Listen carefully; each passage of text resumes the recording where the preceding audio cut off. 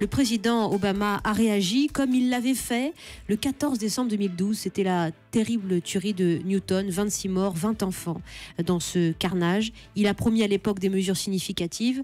En 2 ans et demi, 3 ans, rien n'a changé. Pourtant, il revient à la charge et il se désole. Oui, ça fait 7 fois, je crois 7 fois que Barack Obama prononce un discours après une tuerie ou après un crime impuni par un policier. Et à chaque fois, on a les mêmes mots, la même émotion, la même empathie visible. Et à chaque fois, il y a des annonces et puis pas de fait. Alors après, on y croyait beaucoup en décembre 2012, après cette tuerie dans une école, parce que c'était des petits-enfants de 6 ans, parce que il y avait un choc émotionnel très fort. Et on s'est dit, tiens, enfin, peut-être le lobby de l'émotion va être plus fort que le lobby des armes. Et puis non. Et puis non, parce qu'il faut jamais oublier qu'aux États-Unis, c'est pas la France. Aux États-Unis, le pouvoir exécutif n'a qu'une marge de manœuvre très faible sur le législatif. Il n'y a pas de 49-3. Aux États-Unis, il faut que le Congrès vote.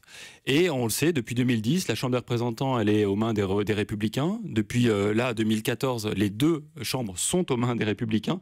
Et après 2012, on avait espéré notamment, alors c'était pas grand-chose, il ne s'agissait pas de rendre le port d'armes illégal, il s'agissait par exemple de légiférer sur les fusils d'assaut, imaginez les armes d'assaut.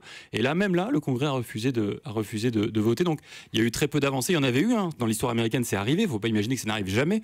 Dans les années 90, Bill Clinton avait réussi notamment à imposer sur les fusils d'assaut une réglementation, mais la loi était tombée en désuétude et elle avait été abandonnée. Et on n'arrive pas à y revenir aujourd'hui, malgré tout. Non seulement il n'y a pas d'avancée, Thomas Negaroff, mais en plus, après chaque drame, chaque tuerie, il y a un regain de vente d'armes. Mais oui, c'est le grand paradoxe. Parce que les gens se disent c'est bien la preuve qu'il faut s'armer.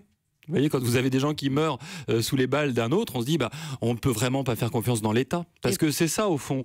Souvent, on nous demande après chaque tuerie, mais pourquoi les Américains restent autant attachés à cet amendement? C'est un amendement très pernicieux. Ce deuxième amendement, oui, parce que les Américains considèrent, et ça c'est vraiment enraciné dans leur culture, que l'État ne peut pas, n'est pas suffisant pour assurer leur sécurité. Et que par conséquent, il faut assurer sa sécurité soi-même. Il faut imaginer que c'est un amendement qui date de la fin du XVIIIe siècle. Les pères fondateurs. C'était une autre Amérique. Oui, mais c'était surtout une autre Amérique. C'est pas encore le Far West, mais presque. C'est une Amérique où il y a un très faible État, où on peut comprendre éventuellement ça. On parle des milices armées à l'époque dans l'amendement.